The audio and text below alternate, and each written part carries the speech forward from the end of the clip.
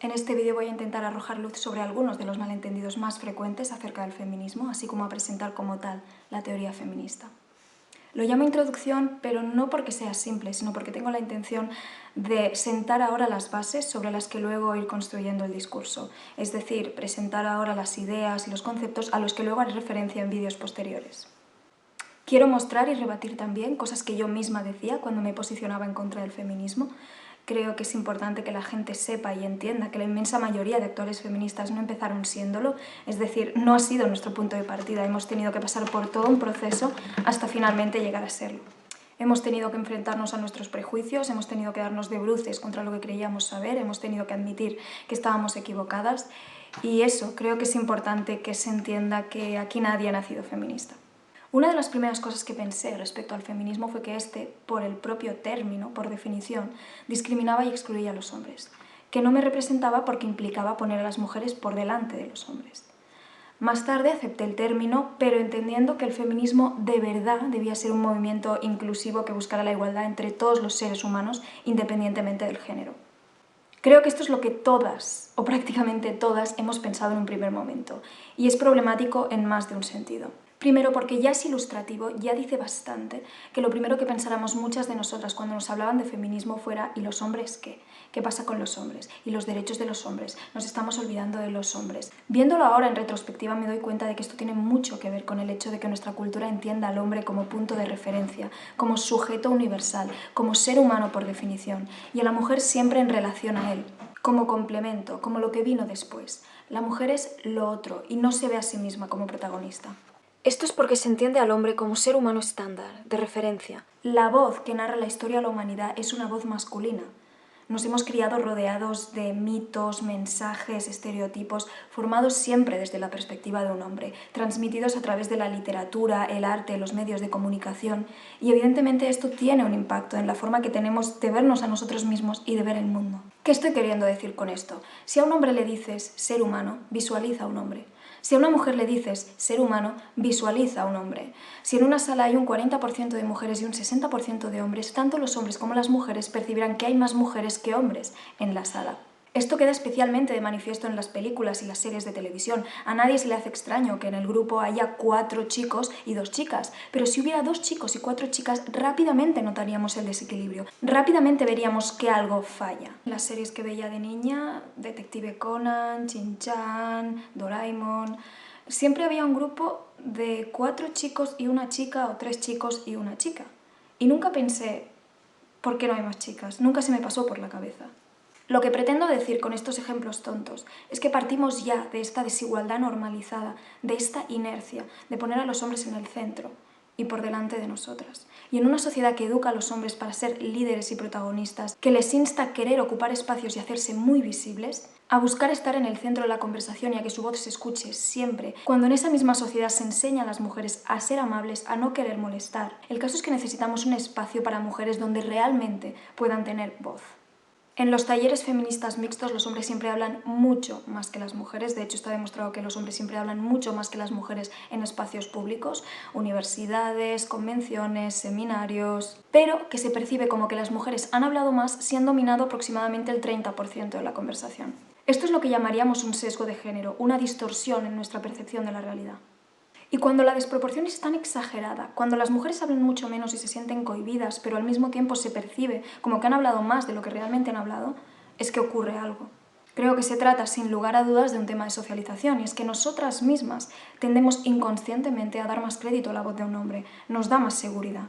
Por eso es importante contrarrestar esto, tener un espacio, un movimiento en el que se animan las mujeres a estar en primera fila, a tener la voz principal, a implicarse, a participar. Y que los hombres ayuden y aporten lo que sepan, pero siempre de tú a tú, siempre en un segundo plano y sin tener la pretensión de guiarnos, sin hablar desde la condescendencia y el paternalismo. Lo que se conoce como mansplaining, vaya. Mansplaining no es que compartas lo que sepas y de la casualidad de que eres un hombre, es que vengas a darnos lecciones desde el esquema hombre-razón, mujer-emoción. Es que des inconscientemente, por supuesto, que como hombre tienes que instruirnos, tienes que traernos la razón, la sensatez, la objetividad y el método científico, porque si no nosotras nos perdemos con colorines y unicornios. Un ejemplo clarísimo de mansplaining es cuando tíos que tienen conocimientos básicos o nociones mínimas sobre un tema o un campo intentan explicárselo a una mujer que se dedica profesionalmente a ese campo. Es algo que ocurre muchísimo con mujeres científicas y algo que no les ocurre a sus compañeros de gremio.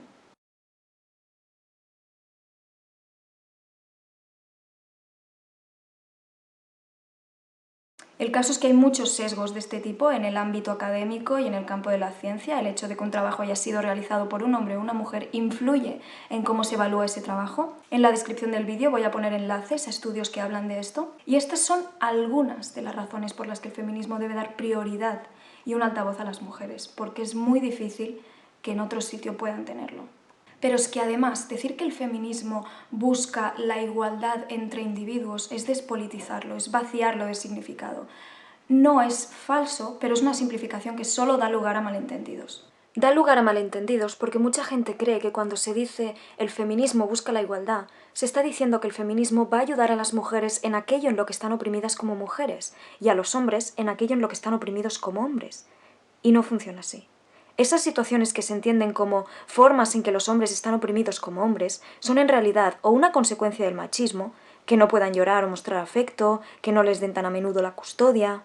Es decir, el propio machismo salpicándoles, el patriarcado castiga y reprime a los hombres que muestran rasgos o adoptan roles considerados femeninos como una forma de mantener su hegemonía, o bien consecuencia de la opresión de clase.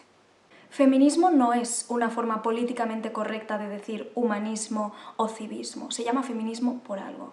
Se llama feminismo porque se toma conciencia de que existe una desigualdad de base entre hombres y mujeres, que las mujeres sufren violencia por el hecho de serlo.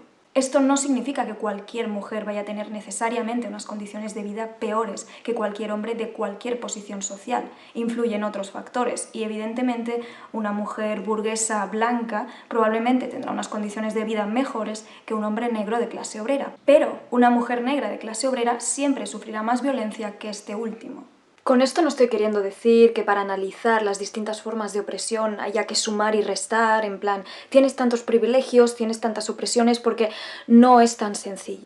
Solo pongo este ejemplo para intentar ilustrar por qué es falaz decir que las mujeres ya no están oprimidas, poniendo como ejemplo el hecho de que un hombre de clase obrera tenga unas condiciones económicas peores que una mujer burguesa.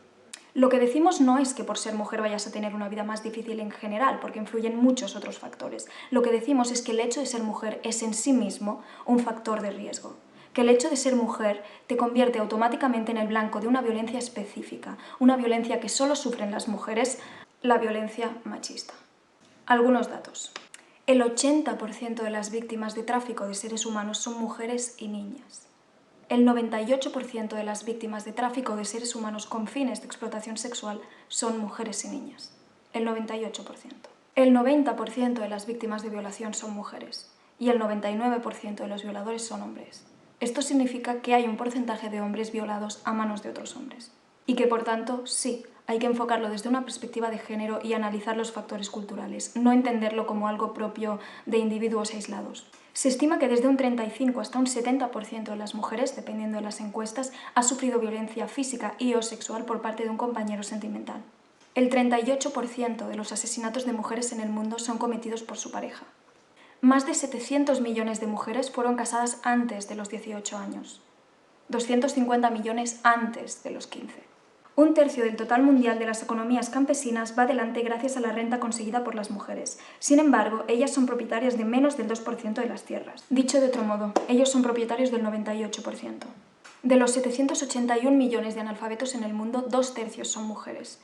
El 70% de las personas analfabetas en España son mujeres. Al contrario de lo que se suele creer, 7 de cada 10 personas pobres en el mundo son mujeres. En España también. A día de hoy, las mujeres siguen teniendo muchas menos oportunidades en el mercado laboral debido, entre otras razones, a lo que se conoce como división sexual del trabajo. La mujer trabaja, de media, de forma remunerada, 1 hora menos que el hombre, pero dedica el doble de horas de forma no remunerada a ocuparse de las tareas domésticas y a cuidar de niños y ancianos. A día de hoy, el nivel de formación académica de las mujeres iguala e incluso supera el de los hombres, pero aún y así las mujeres siguen ocupando puestos de menor responsabilidad y peor pagados. Las feministas no estamos creando una distinción de género, estamos hablando de una distinción de género que ya existe, pero se invisibiliza. Estamos poniendo el foco en algo que nos han enseñado a desenfocar.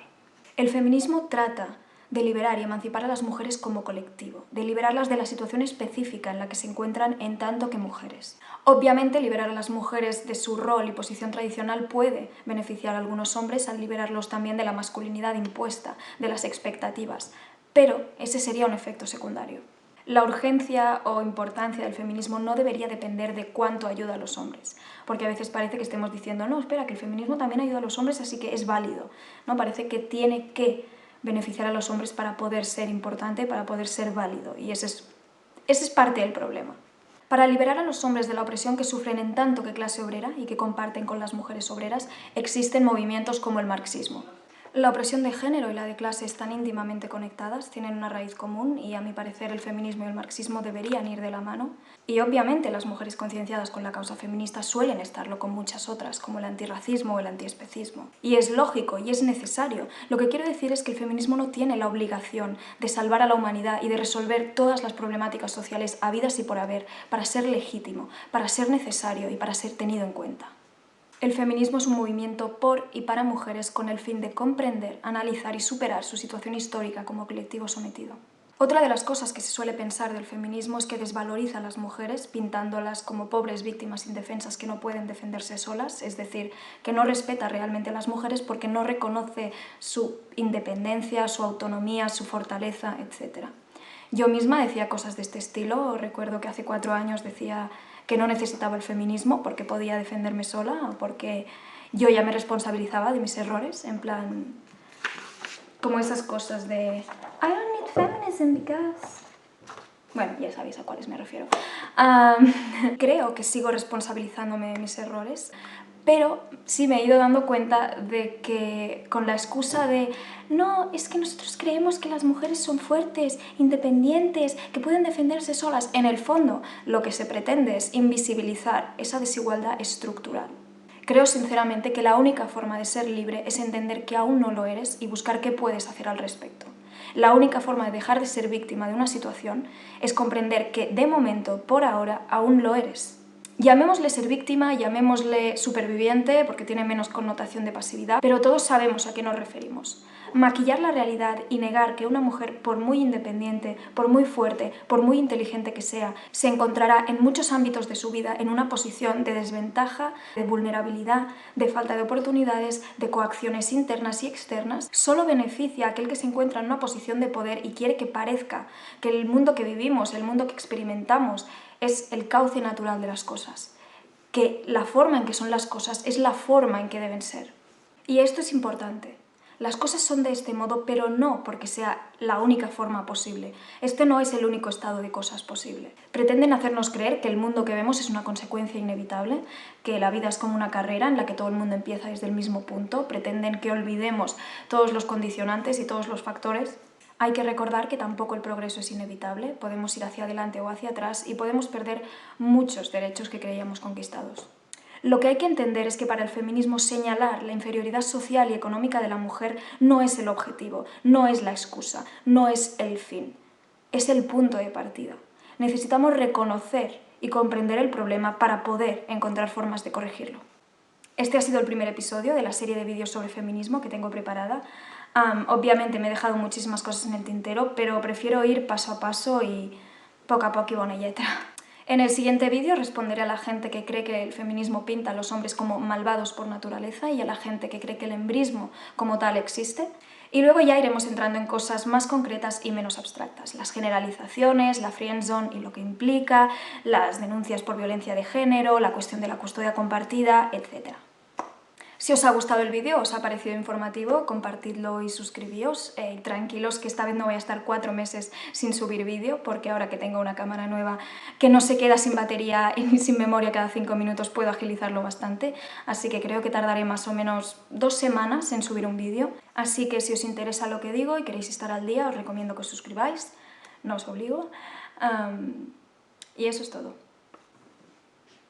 Y no me creo esta mierda, o sea, he dedicado más tiempo en redactar el guión de este vídeo que en hacer cualquiera de los trabajos para clase, o sea, ¿qué es esto, tío? Que obviamente luego, evidentemente hay mucho que voy improvisando, ¿no? Pero como soy tonta, en vez de hacerme simplemente un esquema, decir, mira, aquí tienes que hablar de esto, aquí tienes que hablar del otro, yo empiezo a escribir y escribo como si estuviera hablando, así que pasa lo que pasa. Ah.